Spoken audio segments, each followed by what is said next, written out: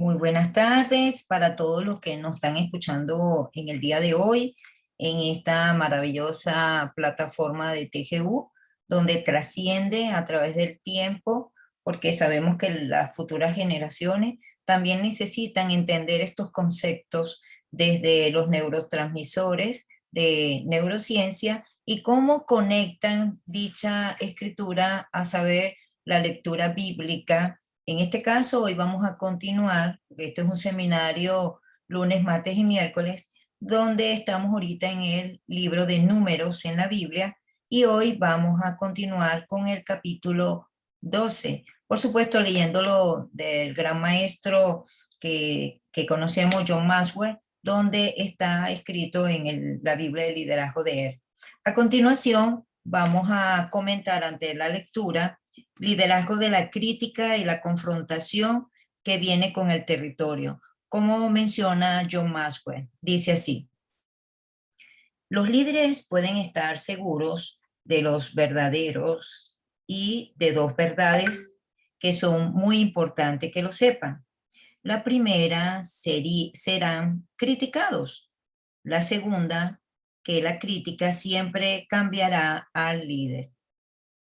Las personas infelices tienden a atacar a las personas que tienen cualidades. La propia familia de Moisés lo criticó. Notemos lo que Dios y Moisés nos enseñan sobre cómo manejar la crítica.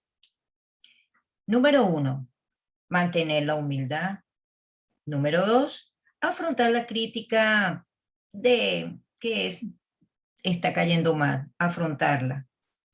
Número 3, sé concreto, respetuoso al problema. Número 4, exponer las consecuencias. Número 5, orar por los críticos. Número 6, restaurarlos cuando sean apropiados. Número 7, es importante entender esta parte, ya que va más allá de considerar las 10 maneras en que los líderes deberían manejar la crítica. Vamos a ver cuáles son las 10 maneras en que los líderes debemos de manejar la crítica y entender que siempre va a haber crítica hacia nuestro liderazgo. Vamos a ver entonces, número 1, entender la diferencia entre la crítica constructiva y la destructiva. Entonces nos preguntamos, ¿quién se beneficia? Número 2, no tomarse a uno mismo demasiado en serio, pero tomar a tu Dios muy en serio. Número 3, mirar más allá de la crítica para poder ver al crítico. La pregunta sería, ¿lo respetan? ¿Cuál es su necesidad de criticar? Número 4, guardar la propia actitud hacia el crítico. No ponerse a la defensiva y mantener el objetivo. Número 5, reconocer que las personas buenas son criticadas. No flagelarse a uno mismo. Número 6, mantenerse uno mismo física y espiritualmente en forma. El cansancio distorsiona nuestras perspectivas como líderes. Número 7, no ver solamente al crítico, ver a la multitud. Pregunta sería, ¿está extendida la crítica? Número 8, esperar el momento de demostrar que el crítico se equivoca. Ser bastante maduro para ser paciente. El tiempo lo dice todo. Número 9, relacionarse con personas de fe. Pasar tu tiempo opcional con optimistas y personas positivas. Número 10, concentrarse en su misión. Cambia sus errores. Enfocarse en el cuadro general. Es importante estos consejos que nos dice en liderazgo eh, John Maxwell. Ahora, a continuación, vamos a leer Números capítulo 12 para poder tener un concepto claro de el resumen que tuvimos ahorita. María, en este caso Miriam, y Aarón hablaron contra Moisés a causa de la mujer cusita que había tomado, porque él había tomado una mujer cusita. Y dijeron, solamente por Moisés ha hablado Jehová, ¿no ha hablado también por nosotros? Y lo oyó Jehová, lo que estaban criticando. En aquel varón Moisés era muy manso, más que todos los hombres que habían sobre la tierra. Luego dijo Jehová a Moisés y a Aarón y a María, salid vosotros tres al tabernáculo de reunión. Y salieron ellos tres. Entonces Jehová descendió en la columna de la nube y se puso a la puerta del tabernáculo y llamó a Aarón y a Miriam y salieron ambos. Y él le dijo, oíd ahora mis palabras, cuando haya entre vosotros profetas de Jehová, le apareceré en visión, en sueños hablaré con él. No así a mi siervo Moisés, que es fiel en toda mi casa. Cara a cara hablaré con él, y claramente, y no con figuras, y verán la apariencia de Jehová. ¿Por qué, pues, no tuviste temor de hablar contra mi siervo Moisés? Entonces la ira de Jehová se encendió contra ellos y se fue. Y la nube se apartó del tabernáculo, y he aquí que Miriam estaba leprosa como la nieve. Y miró Aarón a Miriam, y he aquí que estaba leprosa. Y dijo Aarón a Moisés, oh, Señor mío, no pongas ahora sobre nosotros este pecado, porque locamente hemos actuado y hemos pecado. No quede ella ahora como el que nace muerto, que al salir del vientre de su madre tiene ya medio consumida su carne. Entonces Moisés clamó a Jehová diciendo, te ruego, oh Dios, que la sanes ahora. Respondió Jehová a Moisés, pues si su padre lo hubiera escupido en su rostro, ¿no se avergonzaría por 7 días? Sea echada fuera del campamento por 7 días. Después volverá a la congregación. Así Miriam fue echada del campamento 7 días y el pueblo no pasó delante hasta que se reunió Miriam con ellos. Después el pueblo partió de Axerot y acamparon en el desierto de Parán. Qué interesante esta parte que voy a dar un break aquí en cuanto de cómo las neurociencias se activan ante la crítica. Es importante para después seguir el capítulo 13. En este aspecto llama la atención, muy importante que hay que tomar en cuenta, cómo funciona aquí el cerebro con las emociones de la crítica.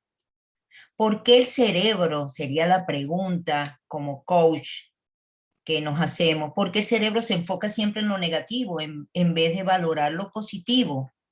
Bueno, estudios se han realizado y resulta ser que el cerebro, para poder garantizar la supervivencia, realiza anticipaciones negativas, ¿sí?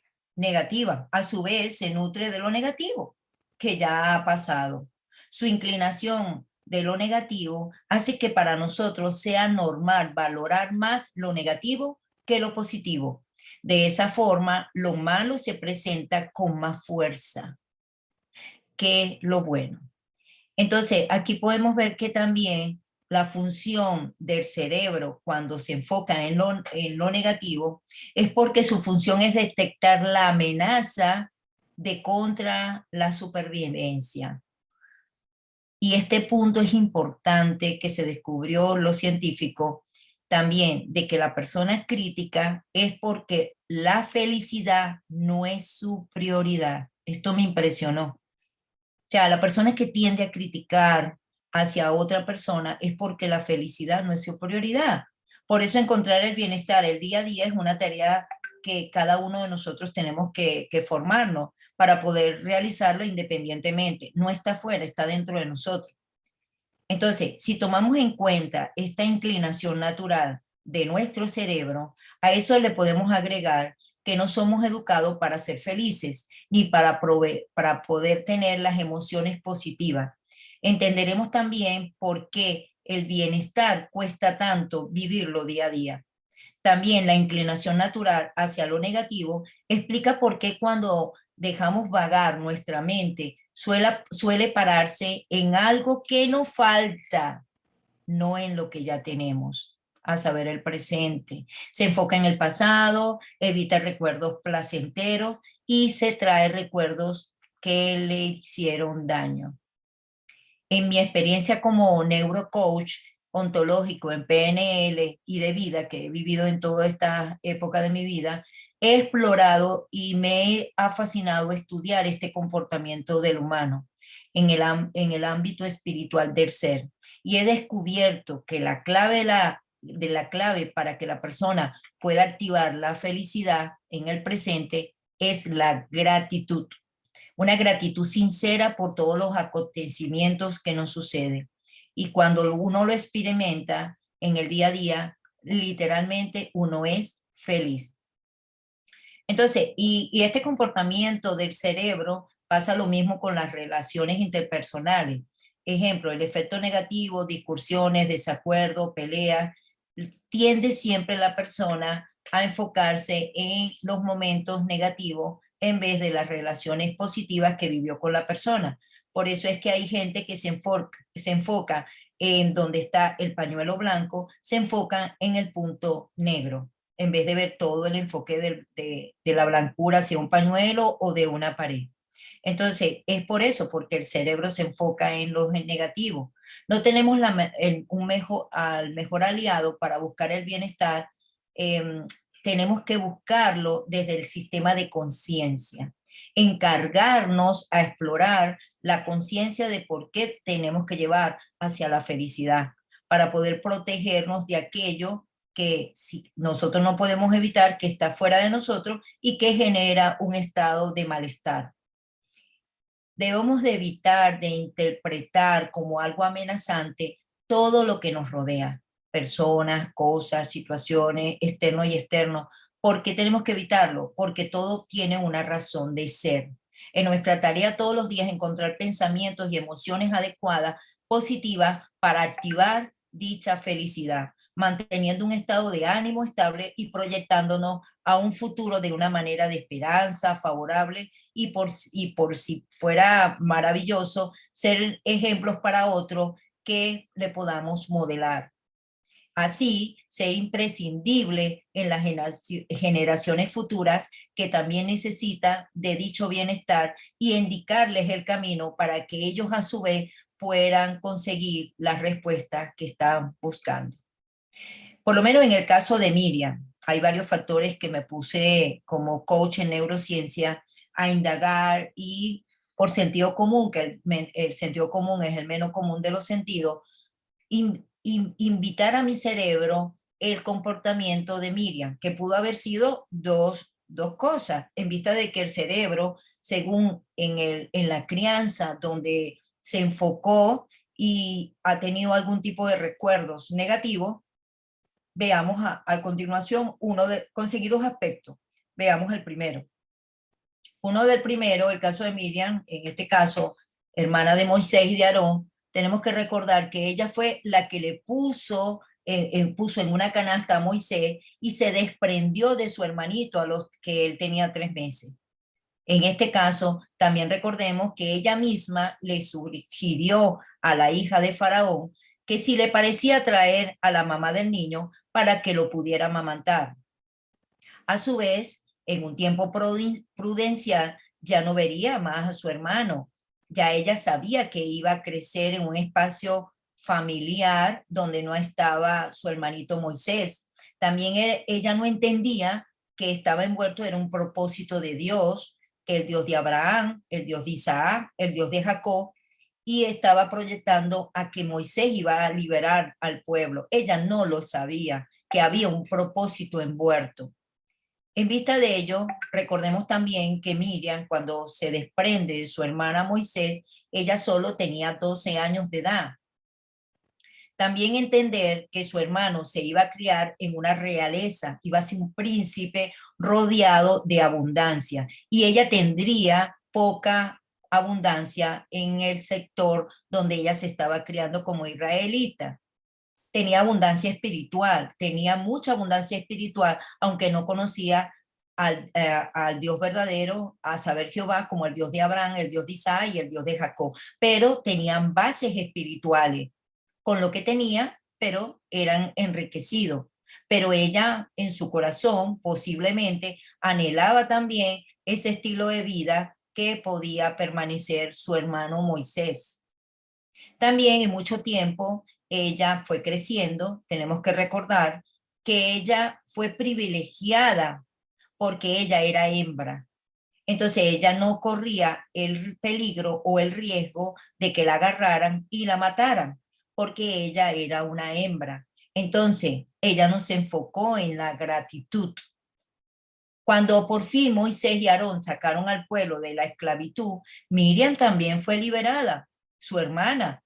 Pudo compartir con sus dos hermanos nuevamente, pudo estar con su hermano Moisés, ya tenía muchos privilegios él y asignaciones que venían de Jehová Dios, entre esos tener una esposa no israelita, sino cusita.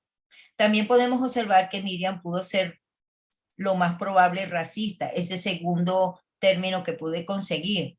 ¿Por qué? Porque los cusitas eran de origen de piel negra.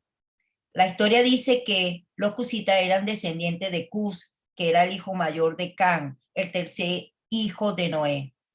Cus tuvo 6 hijos llamados Seba, Javila, Satán, Ramán, Safeca, Nimrod.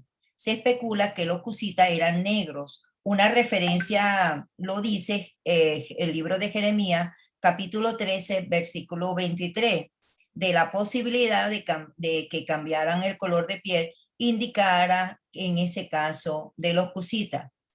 Entonces, en este caso estamos hablando que posiblemente Miriam estaba atacando directamente a la esposa de Moisés por su color o porque ya sentía como que, ¿por qué me apartaron nuevamente de mi hermano? Porque aquí el problema era que estaba hablando mal de la esposa de Moisés.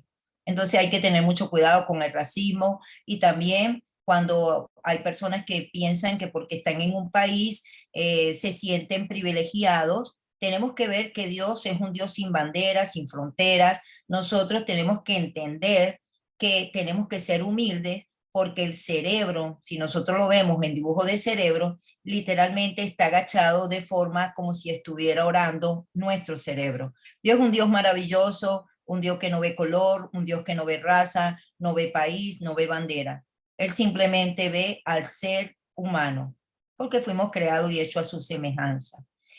Otro punto que me llamó la atención de la escritura, y de ahí saqué una pregunta. ¿Sabías que cuando hablamos a las espaldas de alguien que está desempeñando una labor para el propósito de Dios, es como si le escupiéramos el rostro al mismo Dios? ¿Por qué lo saqué esa pregunta? Porque en la lectura del capítulo 12, que nuevamente les invito a repasar, de Números 12, vemos cómo cuando Aarón le pide que a Moisés que hablara con Dios y le dijo, por favor, ten misericordia, casi que a nuestra hermana que la vuelva a curar, Dios Jehová le dijo, si le escupiera al rostro del Padre, ¿no la apartaría por 7 días? Entonces es como si lo hubiera escupido. Entonces es un pecado hablar de espalda detrás de las personas. ¿Por qué? Porque otra pregunta que saqué, ¿cómo saber a quién está utilizando Dios para alguna asignatura o tarea? ¿Cómo saberlo? Como no sabemos, como no sabía Miriam, porque tenía 12 años, pasó el tiempo y eligió a Moisés, tenemos que utilizar el dicho como dice por ahí, en boca cerrada no entran las moscas. Ahora sí, continuamos entonces con el capítulo 13 del el libro de Números. Pero antes de ello, vamos a trabajar con las 21 cualidades que dice aquí John Maxwell. A continuación, dice lo siguiente. Ideal. Te ayuda a leer de Gibson. Ah, bueno, ¿tienes ahí el libro a la mano? Sí, señora. 21 Ay, cualidades. bienvenida, que no te había visto, estaba concentrada, estaba concentrada. Listo. Buenísimo, mi Bueno, querida. Empieza por el 21 de las 20 cualidades y luego empieza solamente con el 13. listo. 21 cualidades, actitud positiva. Positiva. Los 10 espías contra los 2 espías. Cuando Israel se acercaba al río Jordán, Moisés envió 2 espías a investigar la tierra prometida. Un espía de cada una de las 12 tribus de Israel entró en Canaán, exploró la tierra y regresó con un informe. Los 12 tuvieron las mismas experiencias externas, pero las conclusiones internas de 10 fueron marcadamente diferentes de las otros 2. José y Caleb llenaron el informe en minoría, pero sucedió que tenían razón, que podrían justificar esas opiniones. ¿Qué podría justificar esas opiniones diferentes? Similitudes. Primero, los 12 espías eran líderes en sus tribus. Segundo, los 12 espías recibieron la misma promesa. Tercero, los 12 espías recibieron las mismas oportunidades. Eso lo encontramos registrados en Números 13, versículo 2. Diferencias. Informe de la mayoría. 10 dijeron no. Entendieron mal su misión. Vieron a Dios a la luz de sus circunstancias. Informe de la minoría. 2 dijeron entremos. Entendieron, segundo, entendieron su misión. Tercero, vieron las circunstancias a la luz de Dios. Tras su regreso, 10 de los espías mostraron una actitud horrible respecto a toda la empresa. No es difícil ver por qué no. Se puede encontrar a Dios, se puede encontrar, creo que estoy leyendo mal, espérate. Creo que estoy, parece que he leído mal porque cuando dice, vuelvo a leer, que está resaltado como en tonitos. Entonces dice acá, cuando Israel se acercaba al río Jordán, Moisés envió 2 espías a investigar la tierra prometida. Un espía de cada una de las 12 tribus de Israel entró en Canaán, exploró la tierra y regresó con un informe. Los 12 tuvieron las mismas experiencias externas, pero las conclusiones internas de los 10 fueron marcadamente diferentes de los otros 12. José y Caleb llenaron el informe en minoría, pero sucedió que tenían razón. ¿Qué podría justificar esas opiniones diferentes? Se puede encontrar a Dios se puede encontrar a Dios en ningún lugar en su informe. Ellos no mencionan su nombre ni siquiera una vez. Su amarga disposición, perspectiva pesimista e informe negativo se extendieron como una plaga por todo el campamento israelita. Declararon, sin duda, era una tierra que fluye leche y miel, pero había gigantes en la tierra. No hay manera de que podamos entrar y poseerla. Aunque José y Caleb hicieron ese mismo viaje y vieron las mismas cosas de las que fueron testigos, los otros 10 espías, ellos regresaron con un informe entusiasta y positivo. Nunca dudaron de que los israelitas pudieran tomar la tierra. Basaron su buen informe en el historial de Dios con la nación en el desierto. Admitieron claramente los obstáculos, pero sabían que nada podía interponerse en el camino de Dios. Ellos regresaron diciendo, si hay gigantes en la tierra, pero son enanos comparados con nuestro Dios, podemos tomarlos a ellos y la tierra. Y a propósito, Canaán realmente fluye leche y miel. La principal diferencia, actitud. La única diferencia entre quienes dieron los informes de la mayoría y minoría era interna. Sus informes diferentes reflejaban actitudes contrarias hacia la tierra, las promesas divinas, el pueblo en Canaán y trabajo implicado. El Señor y ellos mismos consideremos las actitudes de las mayorías. Desobedecieron a Dios, creyeron que la tierra no tenía futuro, mostraron cobardía basada en el temor, ignoraron totalmente a Dios en su informe, sufrieron complejos de langosta. El resultado, esos 10 pesimistas difundieron ansiedad por todo el campamento de Israel. Sus podridas actitudes infectaron a toda la congregación hasta el contagio espiritual no pudo contenerse. Notemos quién fue culpable de la respuesta negativa de la nación. Nuestros hermanos han atemorizado nuestro corazón diciendo, este pueblo es mayor y más alto que nosotros. Deuteronomio capítulo 1, versículo 28. Mediante un informe negativo de la mayoría, esta comisión de antaño privó a casi 2 millones de personas de su herencia en Canaán mediante su influencia venenosa.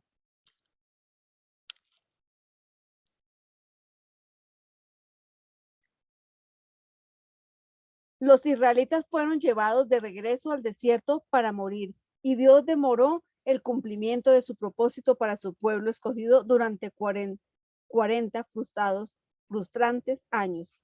Ojalá hubiera escuchado a la minoría. Consideremos su actitud bastante mejor. Primero, obedecieron a Dios. Segundo, insistieron en que debían entrar y poseer la tierra. Tercero, mostraron valentía arraigada en la fe. Cuarto, sintieron una seguridad calmada. Quinta, se vieron a sí mismos con relación a Dios. El resultado, Caleb y José siguieron con vida para una nueva era, mientras que los otros 10 espías perecieron en el desierto junto con el resto de adultos de esa generación incrédula.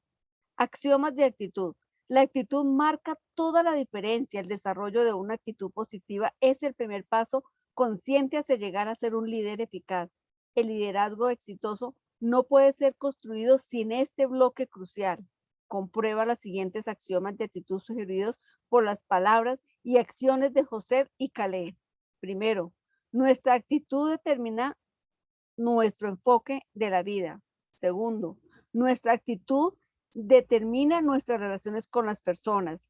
Tercero, nuestra actitud es con frecuencia la única diferencia entre éxito y fracaso. Cuarto, nuestra actitud al principio de una tarea afectará a su resultado más que ninguna otra cosa. Quinto, nuestra actitud puede convertir los problemas en bendiciones. Sexto, nuestra actitud puede darnos una perspectiva positiva poco común. Séptimo, nuestra actitud no es buena automáticamente tan solo porque pertenecemos a Dios. Entonces continuamos con directamente la lectura de Números capítulo 13. Y Jehová habló a Moisés diciendo, envía tú hombres que reconozcan la tierra de Canaán, la cual yo doy a los hijos de Israel. De cada tribu de sus padres enviaréis un varón, cada uno príncipe entre ellos. Y Moisés los envió desde el desierto de Parán, conforme a la palabra de Jehová. Y todos aquellos varones eran príncipes de los hijos de Israel.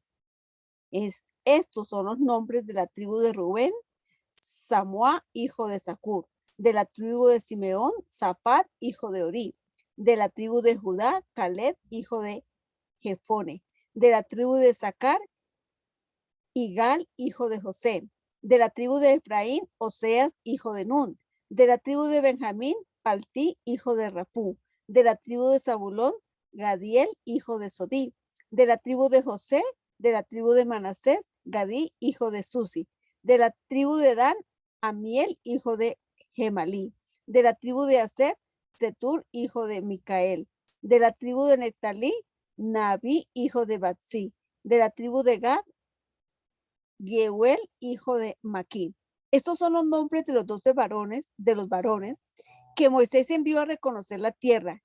Y a Oseas, hijo de Nun, le puso Moisés nombre de Josué.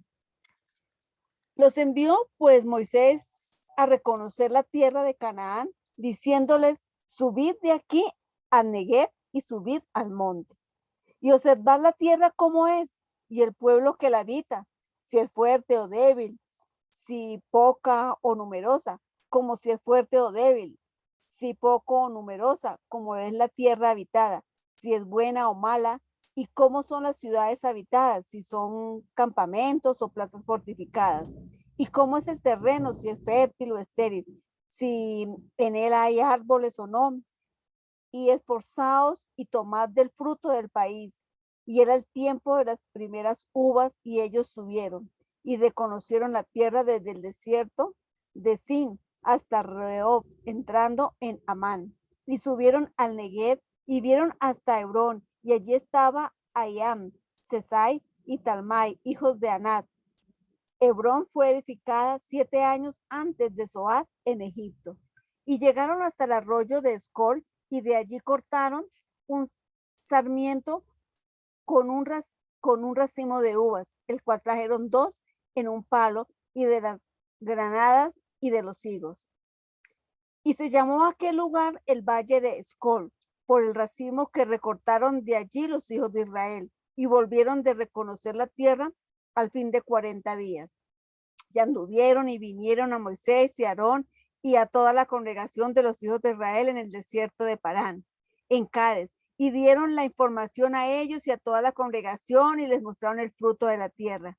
Y les contaron diciendo: nosotros llegamos a la tierra a la cual nos enviaste, la que ciertamente fluye leche y miel, y este es el fruto de ella. Mas el pueblo que habita en aquella tierra es fuerte, y las ciudades muy grandes y fortificadas. Y también vimos allí a los hijos de Anán, Amalek, habita el Neguet, y el Eteo, el Jebuseo y el Amorreo habitan en el monte, y el Cananeo habita junto al mar y a la ribera del Jordán. Entonces Caleb hizo callar al pueblo delante de Moisés y dijo: subamos luego y tomemos posesión de ella, porque más poderosos nosotros que ellos. Mas los varones que subieron con él dijeron: no podemos subir contra aquel pueblo, porque es más fuerte que nosotros. Y hablaron mal entre los hijos de Israel de la tierra que habían reconocido, diciendo: la tierra por donde pasamos para recogerla es tierra que traga a sus moradores, y todo el pueblo que vimos en medio de ella son hombres grandes de estatura. También vimos allí gigantes, hijos de Anat, raza de los gigantes, y éramos nosotros a nuestro parecer como langostas, y así les parecimos a ellos. Entonces, de Gipsa Jones, ¿cómo conectan las emociones con lo leído? Muy interesante y gracias por tu lectura, excelente lectura, Luz Estela.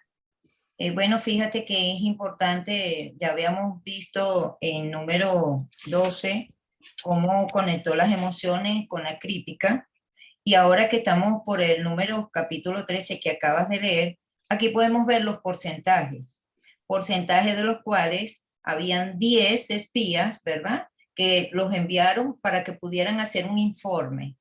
En el informe, los 10 hablaron negativo y 2 solamente hablaron positivo. Entonces, nosotros tenemos que ver, como dice aquí el John Maxwell, él explicó cómo el grupo de 10 es una influencia venenosa. Entonces, y el grupo número 2 es una influencia positiva. Nosotros deberíamos, en neurociencia se nos enseñan, ¿verdad? A los coaches, que nosotros somos el 100% de las 5 personas que nos rodean. Imagínate tú, o sea, que nosotros actuamos, pensamos por las neuronas que nosotros tenemos, que se llaman neuronas espejo. Entonces, si frecuentamos esas 5 personas, sea por chat, sea por llamada, sea por Zoom, sea un sistema de que vivamos con ellas, inclusive podemos contar quiénes son nuestras 5 personas que influencian con nosotros día a día. Nosotros, si nos ponemos a ver, somos exactamente, reaccionamos como ellos reaccionan, porque esos son estudios de las neurociencias. Gracias a Dios que son nada más 5 personas. Imaginémonos que fueran, wow, 100 personas, uno empezara a hacer una lista: hoy, ¿quién es me está rodeando donde me estoy contaminando? O quién me está rodeando que me está beneficiando a tener una actitud que tengo positiva. Por eso es que los libros son muy importantes, porque en mi caso yo coloco a los libros como si fueran una de esas personas, porque de por sí, cuando uno está leyendo, se conecta con alguien que escribió. Entonces hay que estar alimentando para limpiar la maleza. A su vez, tenemos que entonces hacer un listado, sería la pregunta, sería esta: si realizamos una encuesta de las personas que nos rodean, ¿qué encontraremos en porcentaje? el 10% negativo porque es un porcentaje o el 2% positivo. Nos vamos a sorprender, lamentablemente, de que el 10% nos encontramos de ese grupo negativo familiares muy allegados, familiares o amigos muy allegados. Y cuando hablamos de familiares, está basado en Mateo capítulo 10, versículo 36, que dice, los enemigos del hombre serán personas de su propia casa. O sea, que uno dice, ¿cómo es posible que la misma familia pueda atacar mis cualidades para poder beneficiarme si más bien deberían de apoyarme? Por algo está Mateo 10:36, que nos están advirtiendo nuestro Dios maravilloso y bondadoso, que decirnos eso, que los enemigos de nosotros serán personas de nuestra propia casa. Así que no hay sorpresa en ese aspecto.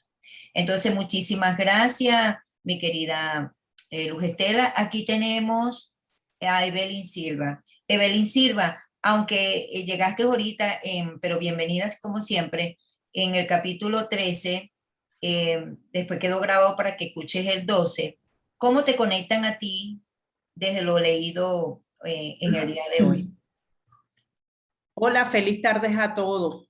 Qué honor de verdad y muy agradecida de verdad como siempre por permitirme pues estar en este grupo y recibir tan valiosa y nutritiva información. En el comienzo de el aporte que haces en cada lectura, cuando comenzaste a hablar de Yixa, inmediatamente yo me fui a la familia. Cuando continúas hablando y haces la referencia de Mateo, del versículo de Mateo y la parte familiar, ya yo estaba montada en ese análisis. Wow, bueno, mis 5 personas inmediatamente me trasladé con quien comparto todos los días, ¿no? Desde la vivencia de cada uno para poder expresarme en este momento. Y sí, efectivamente es así. Lo único que a la vez estaba autoanalizando y que comparto en este momento es el hecho de que así como nosotros con nuestras neuronas espejo, como bien lo explicas tú, asimilamos partes tanto positivas como negativas de esas 5 personas que nos rodean, nosotros también tenemos la capacidad, corrígeme si estoy equivocada, de influenciar también sobre esas 5 personas que nos rodean. Entonces, en el estar consciente en nuestro andar diario, en nuestra vida cotidiana, ¿qué puedo yo aportar a las personas que me rodean? Porque también es mi responsabilidad, porque estoy influenciando en sus neuronas también, ¿no? Entonces, seguimos en la introspección, en el trabajo interno. Y gracias por permitirme la participación. Wow, mira, esa pregunta tuya viene muy poderosa porque fíjate algo, el tiempo ha demostrado, así como están las neuronas espejo que hace que actuemos, también tenemos unas neuronas que se llaman neuronas de plasticidad, donde ellas empiezan, si nosotros estamos en estado de conciencia, entonces nosotros vamos a ser esas 5 personas que vamos, que para ellos, para nuestros familiares, para nuestros amigos, para nuestros sector donde estamos trabajando, vamos a hacer algo positivo, porque a lo mejor de esas 5 personas, ellos eligieron a nuestra amistad y a lo mejor tienen 3 negativos y influyen positivo, en este caso, nuestro granito de arena, que ellos simplemente nos siguen buscando y uno está influenciando en positivo, como los 2 espías, que ellos hablaron todo lo contrario de esa tierra que emanaban leche y miel, llevaron las pruebas, mira la fruta, la uva, mira los duranos, mira, o sea, llevaron las pruebas, mientras que los otros 10 espías hablaban, era pura cosa negativa, hablaron de gigantes, hablaron de guerra, y empezaron a transmitir miedo. En cambio, estos espías, no, mira, es una tierra espectacular, que menos mal agradecido que nos sacaron de Egipto porque esa tierra nos pertenece. Y ellos llevaron la prueba de los frutos que iban a empezar a comer en dicha tierra. Aunado a eso, con tu pregunta, es tal cual, Evelyn, tal cual. Entonces nosotros tenemos unas neuronas que se llaman neuronas de plasticidad, nuevamente lo puedo decir. Entonces cada vez que tú estás aportando desde lo positivo, obviando a lo negativo que está diciendo la persona que nos tocó escuchar, hay un sistema de aprendizaje para esa persona. Entonces llega un momento que le da hasta pena a la persona hablar negativo porque de tu boca no empieza lo negativo. Le da una vergüenza seguir quejándose porque de tu boca no expresas queja. Le da una vergüenza seguir hablando mal de otro porque de tu boca tú no hablas de otro. Le da una vergüenza quejarse porque de tu boca lo que sale es gratitud. Entonces, aunado a eso, le estás haciendo un favor como una maestra con tu actitud, con tu vocabulario, con todo lo que tú estás desempeñando a nivel consciente, y esa neurona se va a desatar y se va a formar una nueva neurona en el cerebro de esas personas que te eligieron a ti para que tú formes su 5%. Entonces, llega un momento que empieza un sistema que se llama susurro, un sistema de eco, un eco, aló, aló, aló, aló, aló, es amor, es amor, es amor, te amo, te amo, te amo, te amo. Empieza un susurro de un eco positivo que se va a devolver a esa persona y automáticamente el cerebro de esa persona cala y empieza a hacer un susurro de bienestar y felicidad para otra persona. Espero haberte respondido al respecto. Pero muy buena tu pregunta, muy buena. Gracias, gracias. A la orden. Bueno, entonces nos vemos en este canal a la misma hora, en el día de mañana, en este maravilloso seminario que descubre cómo las enseñanzas bíblicas desde las neurociencias pueden ayudarte a tu desarrollo espiritual y profesional con esta maravillosa oportunidad que nos está dando TGU en esta plataforma que trasciende. Y con este enlace los dejo para el día de mañana. Que Dios los bendiga. Hasta luego.